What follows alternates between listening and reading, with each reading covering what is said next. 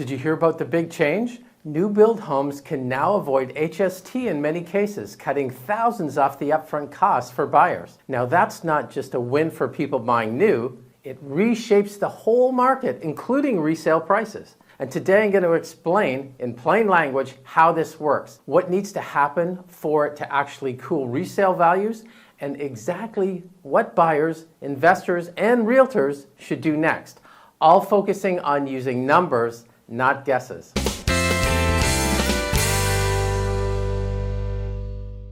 Here's a quick recap. Governments expanded HST, GST relief for newly built homes, so some new units now cost significantly less up front. That makes brand new warranted homes more attractive compared with older resale homes that might need repairs and don't come with any warranty coverage. So why does this matter so much now? Well, in most areas of the country, resale markets are soft and buyers are cautious. When a new home becomes cheaper on a total cost basis, price after rebates plus warranty and fewer or no immediate repairs, some buyers will choose new over resale. And that shift consequently reduces demand for resale and forces sellers to compete harder. That's the spillover effect. So how does the spillover effect work? Well, picture two scenarios, new build homes and resale or used homes. Well, if new build homes suddenly get cheaper, people shift lanes.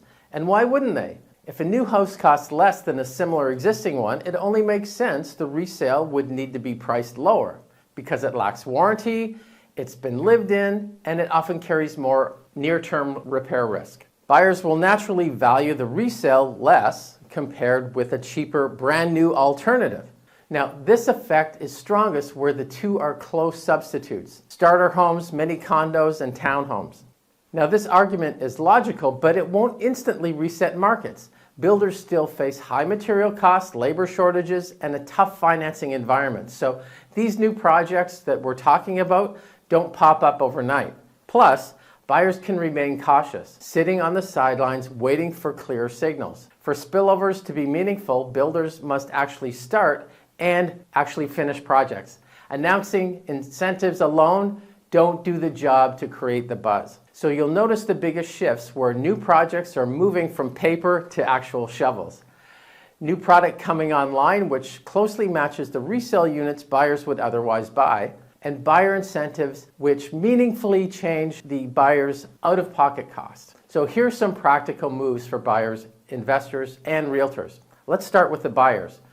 Don't just look at sticker price. Run the total cost math. Calculate purchase price, taxes, closing costs, likely repairs, plus warranty value.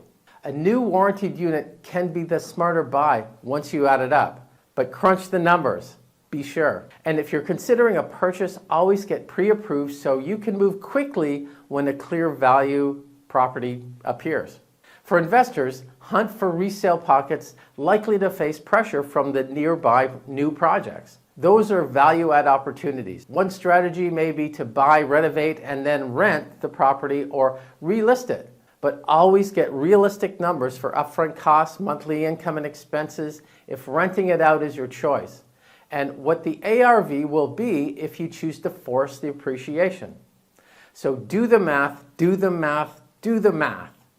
And the math helps you understand cash flow metrics, cap rates, cash-on-cash returns, and ROI projections. And for realtors, lead with numbers.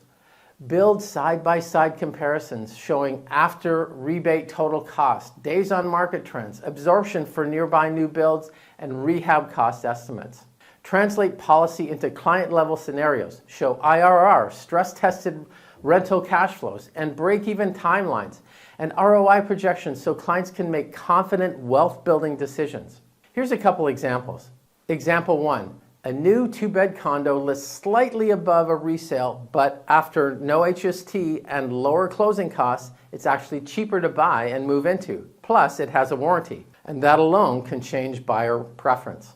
Example 2, a resale 3-bed townhome near a new townhouse project just launching. We see a downward pressure as buyers shift to the new product. Investors can step in, renovate, and potentially capture rental demand or future resale upside. So if you want to keep abreast of what to watch for and keep track of, here are 3 things.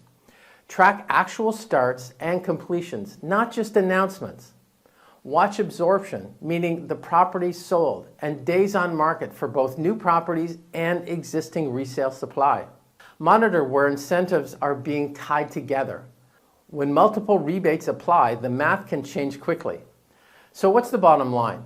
A no HST move on new builds creates a real competitive environment that can put downward pressure on resale property, but only if you use real numbers. For buyers, investors, and realtors who run the math and act with local data, this policy can open up practical opportunities to buy smarter and build long-term wealth. If this helped, like, subscribe for more market breakdowns.